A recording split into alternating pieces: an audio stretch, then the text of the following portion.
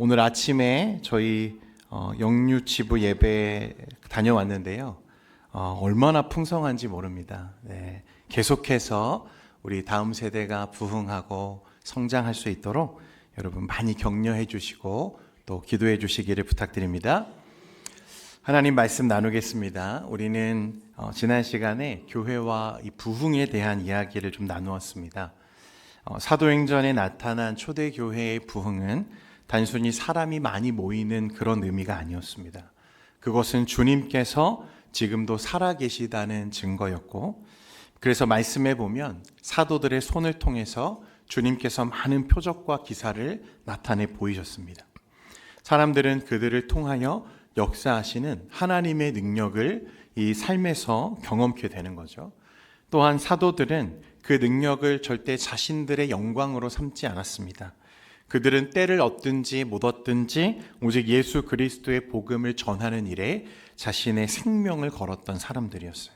그 결과 하나님의 말씀이 점점 흥황하여지고 교회는 놀랍게 부흥되었다는 것입니다.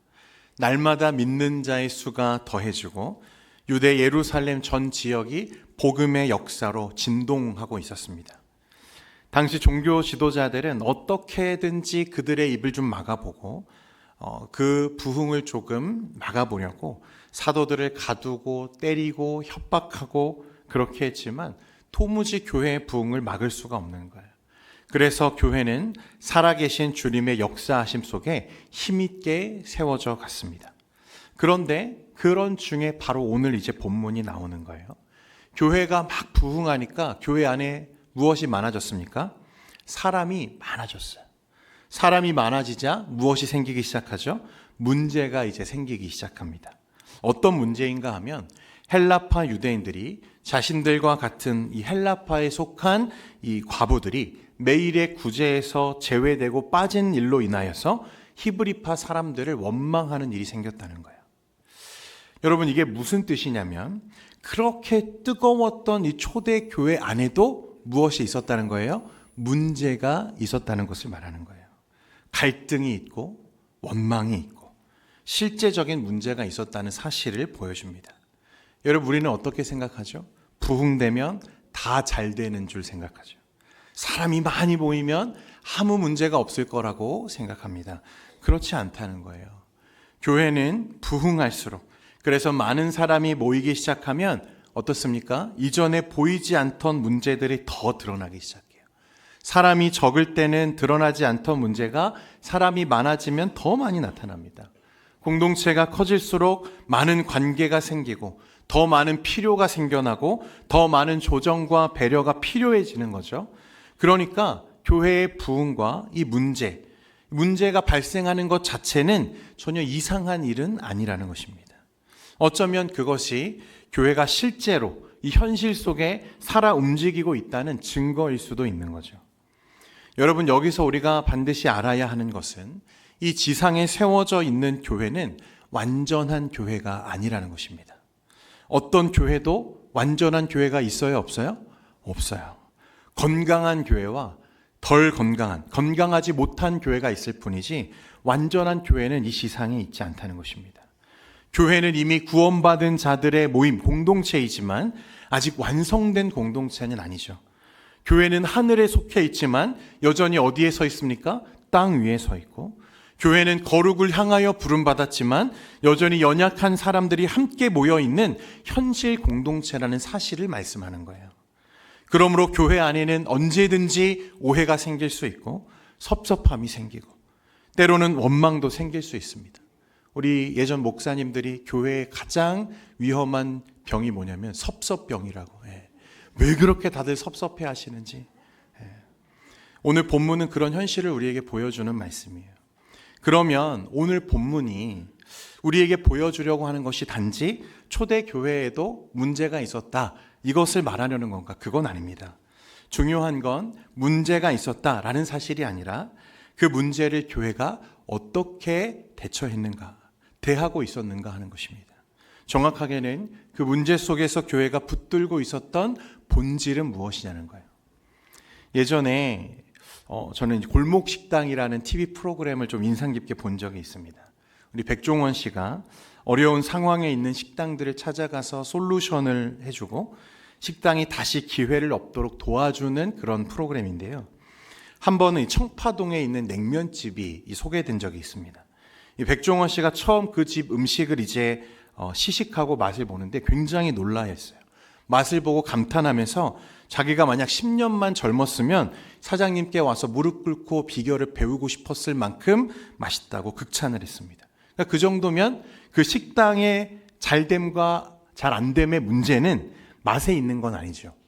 아주 맛있는 음식이었어요. 그런데 시간이 조금 지나서 이상한 리뷰들이 보고되기 시작합니다. 생각보다 맛있지 않다. 처음 들은 이야기만큼 뛰어난 맛은 아니다. 조금 과장된 것 같다는 막 리뷰가 달리기 시작해요. 그래서 이 백종원 씨가 급하게 다시 식당에 찾아갑니다. 같은 음식을 시켜서 먹었는데요. 정말 처음 먹었던 맛과 너무 달라져 있는 거예요. 그러니까 이유를 알아보니까 처음에는 양념장을 3일에서 4일 정도 충분한 시간을 두고 숙성해서 사용했다는 거예요. 사람들이 많이 없었으니까 그런 거죠. 그런데 방송 이후에 사람들이 막 몰려오잖아요. 수요를 감당하지 못하게 된 거죠. 그래서 4일 숙성하던 게 3일이 되고 3일이 2일이 되고 나중에는 숙성할 시간도 없어서 바로 만든 것들을 내보내다 보니까 어떻게 된 거예요? 맛이 달라진 거예요. 변한 거죠. 고유한 맛이 그 본질이 없어진 거예요. 손님이 너무 많아진 것, 여러분 그게 문제잖아요. 감당하기 어려운 새로운 상황이 온 거죠. 그런데 진짜 문제는요. 더 큰 문제는 무엇입니까? 손님이 많은 게 아니라 맛이 변한 거죠. 그 상황 때문에 그 집의 본질을 지금 잃어버리는 상황이 된 거예요. 처음 사람들을 감탄하게 만들었던 그 맛의 핵심, 본질이 무너진 것입니다. 저는 이 장면 보면서요, 참 많은 생각을 했어요. 여러분, 상황은 달라질 수 있잖아요. 형편이 바뀔 수 있습니다. 문제가 생길 수 있어요. 그러나 상황이 달라져도 무엇은 달라지면 안 됩니까? 본질은 달라지면 안 되는 거죠. 본질이 달라지는 순간에 겉모양은 그대로일 수 있지만 사실은 이미 다른 것이 된 것입니다. 교회도 마찬가지예요. 교회는 현실적인 공동체이기 때문에 문제가 없을 수 없습니다. 상황도 계속 바뀌어요. 부흥하면, 성장하면 더 많아집니다. 그런데 진짜 중요한 것은 무엇입니까? 본질을 잃지 않는 거예요. 오늘 본문 1절 말씀에 여러분 이렇게 말씀합니다. 우리 같이 한번 읽겠습니다. 시작. 그때 제자가 더 많아졌는데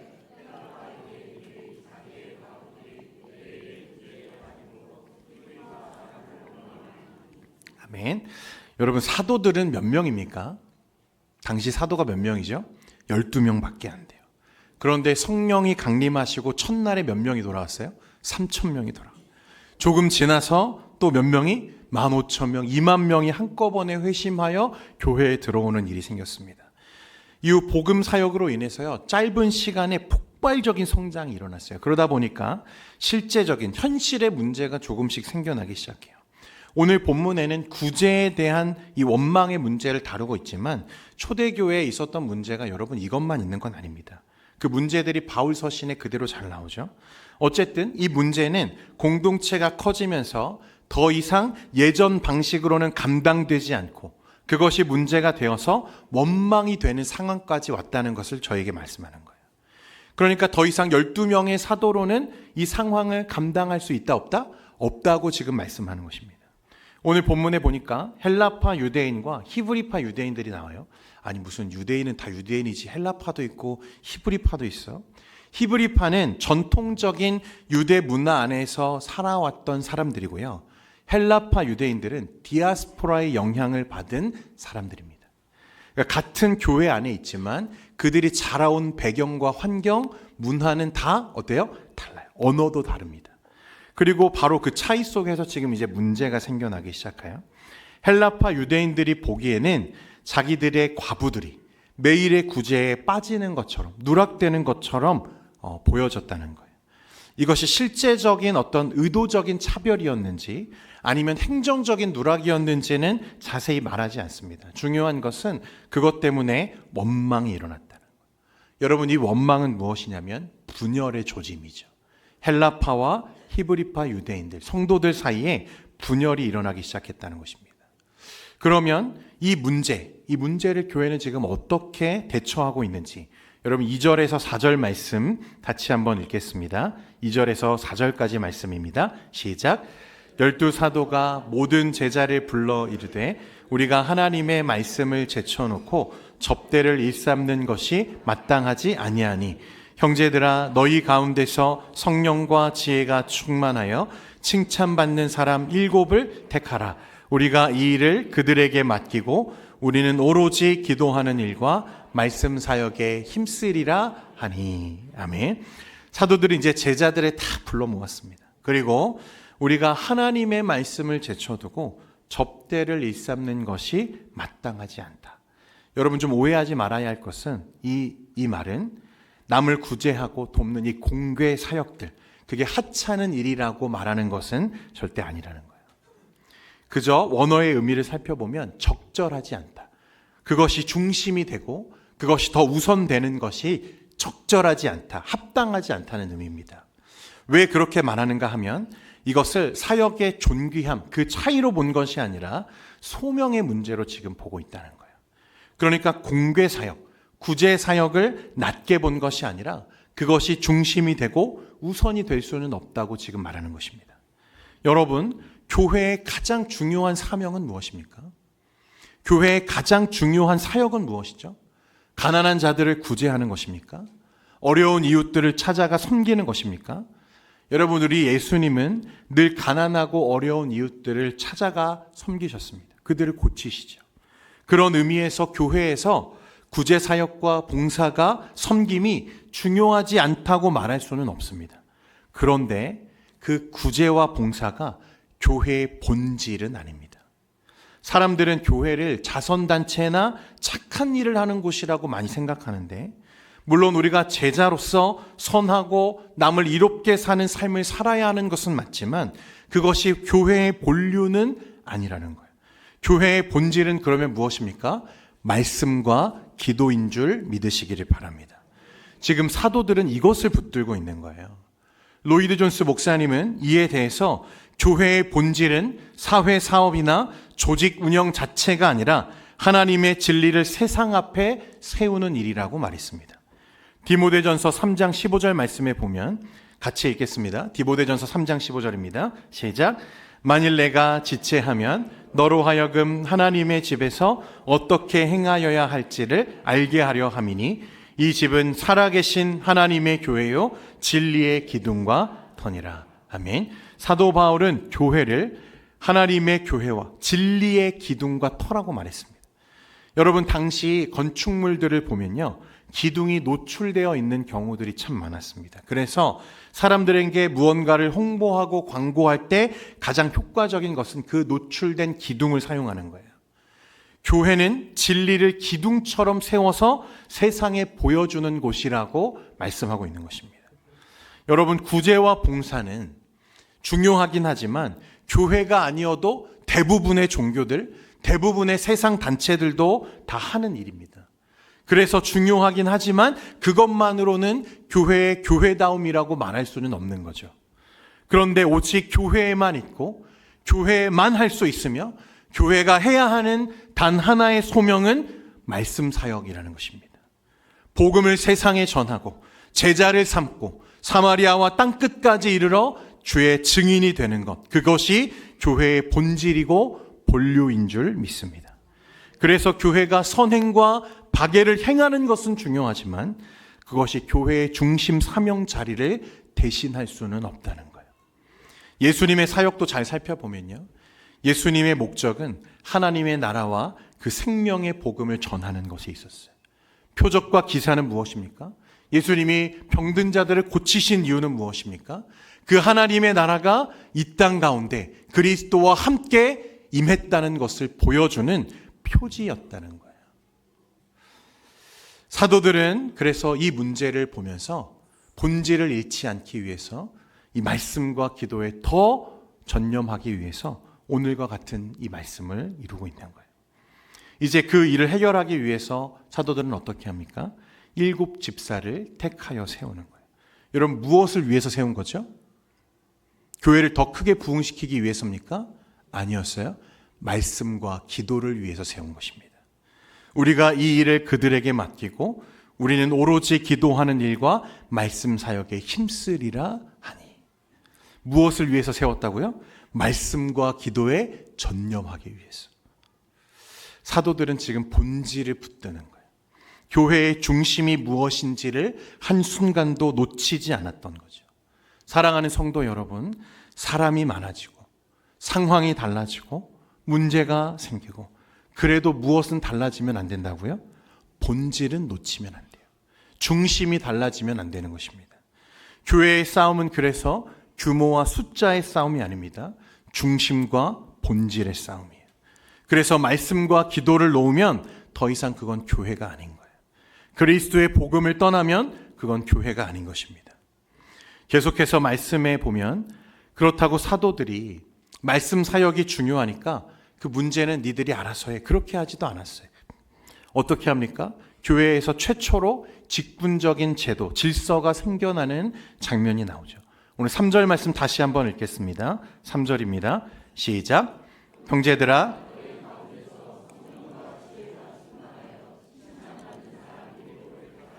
우리가 이 일을 그들에게 맡기고, 아멘. 사도들이 택한 것은요, 본질을 강하게 붙들면서도 동시에 그 본질을 지킬 수 있는 새로운 질서와 직분을 세우는 일이었습니다. 여러분, 건강한 교회는 건강한 직분에서 나오는 줄 믿으시기 바랍니다. 건강한 교회일수록요, 질서를 귀하게 여기고 직분을 바로 세우려고 노력합니다. 왜냐하면 그 질서와 직분이 교회가 이루려고 하는 그 본질, 이 본질을 지키기 위해서 존재하기 때문에 그렇습니다. 가장 성경적인 제도가 이 직분 제도죠. 그래서 직분은 교회의 본질을 지키기 위해서 존재하는 것입니다. 여러분, 교회를 더 크게 만들려고 직분 세운 거 아니에요. 무엇을 위해서죠? 말씀과 기도 사역을 더 잘하기 위해서, 더 감당하기 위해서, 실제적 문제들을 맡길 만한 신실한 일꾼들을 택하여 세운 것입니다. 그런데 여러분, 여기서 정말 중요한 사실이 하나 더 나와요.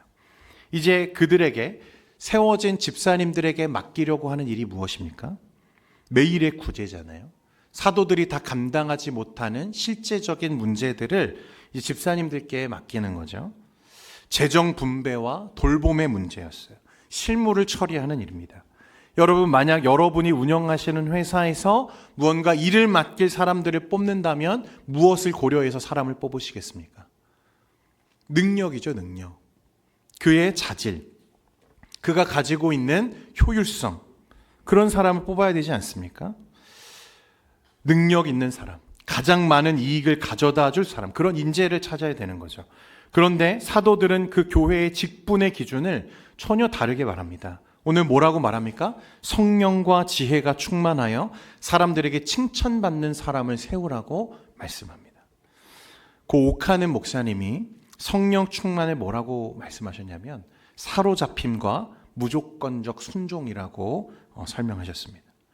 곧 성령에 사로잡히고 성령께 복종하는 사람이 성령 충만한 사람이다. 그러니까 직분을 세우려면 어떤 사람을 세워라? 성령 충만한 사람을 세우라는 거예요. 성령에게 사로잡혀서 성령께 순종할 수 있는 사람을 세우라고 말씀합니다. 능력 있고 효율 있게 일 잘하는 사람이 아니라 성령이 충만한 사람을 세우라는 거예요.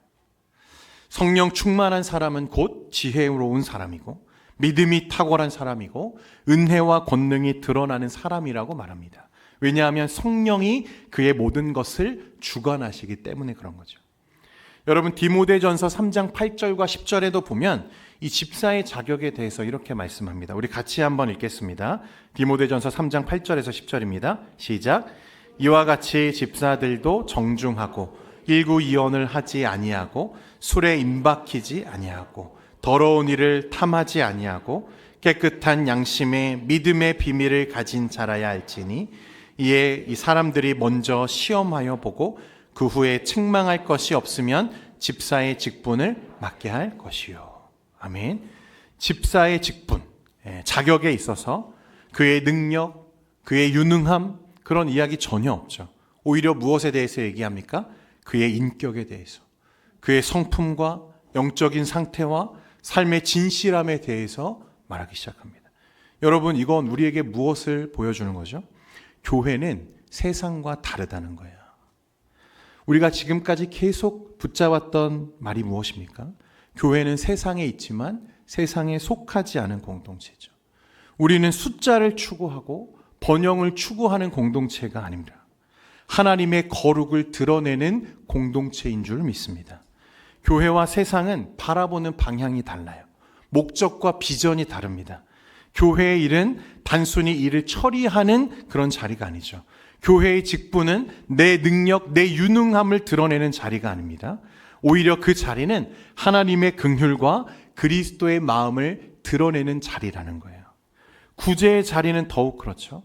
가난한 자를 돌보고 연약한 자를 살피고 소외된 자를 품는 자리에서 중요한 것은 이를 얼마나 빠르게 정확하게 처리하냐? 여러분, 그것만이 아니죠.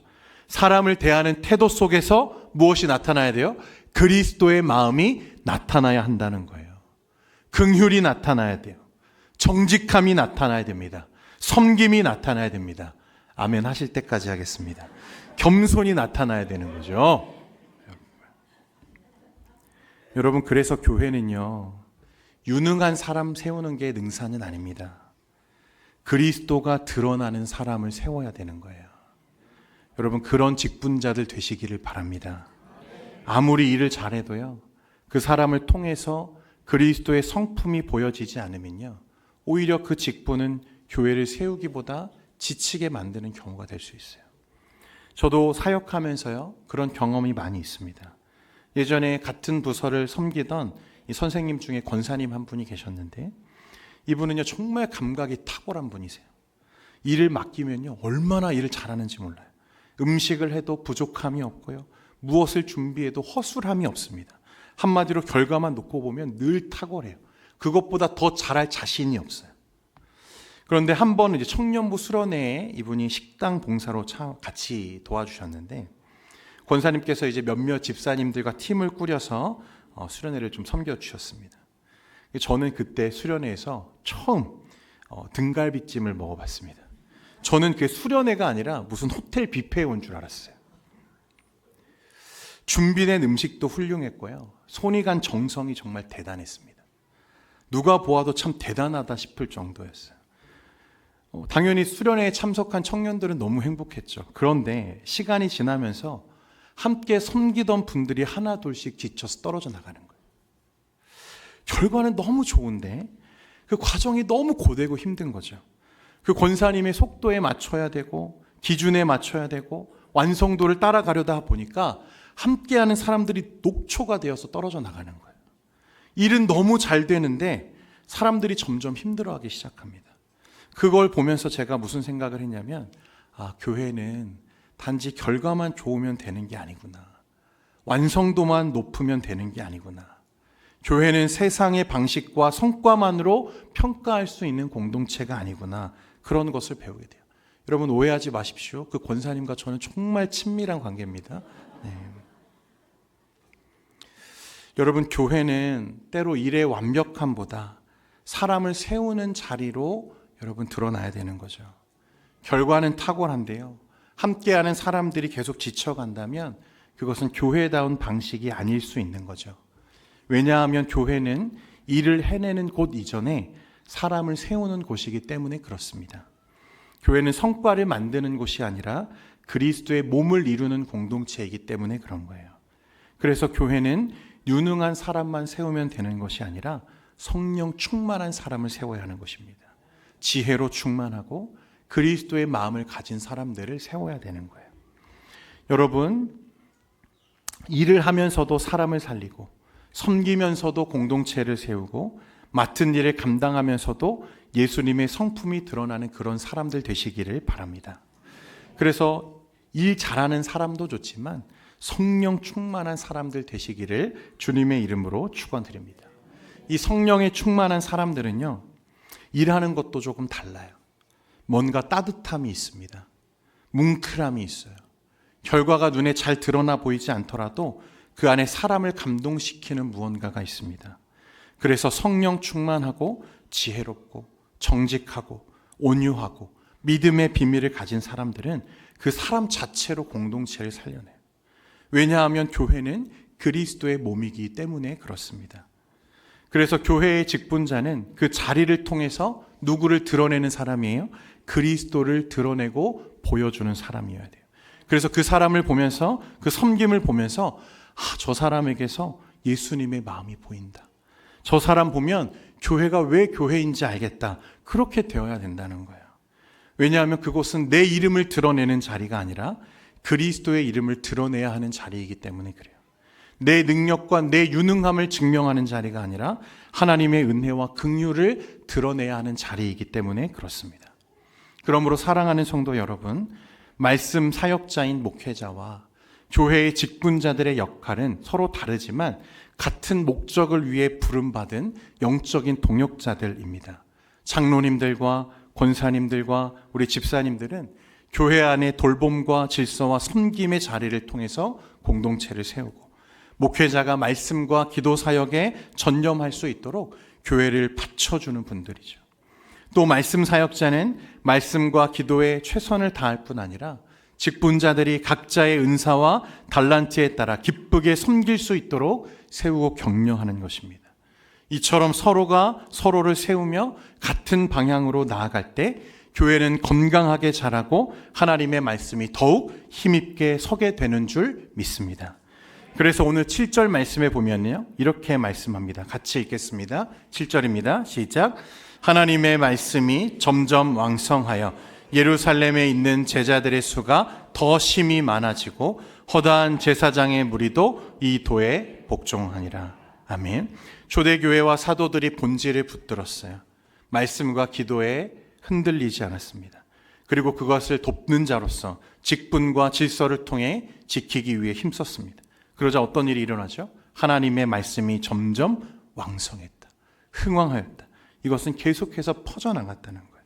교회가 바르게 서고 본질을 붙들고 말씀과 기도에 전념할 때 하나님께서 그 말씀을 살려서 공동체 안팎으로 힘있게 퍼져나가게 하셨다는 뜻입니다. 여러분, 이게 끝이 아니죠. 말씀에 보면 허다한 누가 제사장의 무리도 이 도에 복종했다고 그랬어요. 여러분, 제사장이 누굽니까? 당시 예루살렘 성전 체제의 중심 인물들이죠. 많은 경우 초대교회 복음에 가장 강하게 반발하고 교회를 핍박했던 집단 중 하나가 누굽니까? 제사장들이었어요.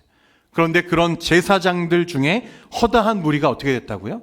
이 도에 복종했다는 거예요. 복종이라는 단어가 너무 중요합니다. 그리스도인과 비그리스도인들을 가르는 잣대는 이 복종이죠. 이 도에 복종하느냐 하지 않느냐로 구분됩니다. 그래서 믿음과 순종은 늘 동전의 양면처럼 같이 따라다니는 거죠. 바늘과 실 같은 것입니다. 그러니까 제사장들이 이 도에 복종했다는 것은 단순히 호의적인 태도를 보였다는 뜻이 아니라 복음의 진리 앞에 항복하고 그 가르침에 자신을 맡기기 시작했다는 것입니다. 여러분, 이게 무슨 뜻이냐면 교회가 승리했다는 거예요. 복음의 진리를 붙들고 직분과 질서가 바로 서니까 어떻게 됩니까? 말씀이 승리하는 거예요. 교회가 승리하는 것입니다. 여러분, 좋은 교회는 문제가 없는 교회가 아닙니다. 좋은 교회는 사람이 많은 교회도 아닙니다. 좋은 교회는 말씀과 기도를 붙드는 교회가 좋은 교회인 줄 믿습니다.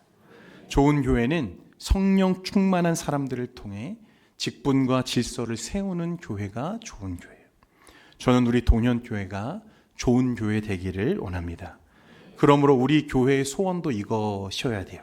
사람이 많아지는 것 이전에 말씀과 기도로 바로 서는 것. 일이 많아져도 기도를 놓치지 않고 교회, 각자의 자리에서 그리스도를 드러내며 순종하는 교회 되는 것.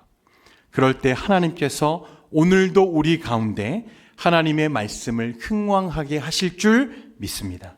사랑하는 성도 여러분, 여러분 한 사람 한 사람은요, 주님이 세상에 세우신 거룩한 교회입니다. 진리의 기둥과 터, 그리스도의 복음을 세상에 드러내고 세우는 자들, 그게 바로 여러분들이십니다. 우리의 현실과 상황은 좀 고단하고 어렵고 문제도 있을 수 있고, 때로는 낙담하게 되고, 좌절할 때도 있고, 관계가 무너질 때도 있습니다. 그러나 성령 안에서 말씀과 기도를 붙들고 주님이 주시는 이 다함이 없는 은혜로 여러분들의 삶을, 여러분의 가정과 사역과 교회를 승리로 세워가는 여러분들 되시기를 주님의 이름으로 축원드립니다.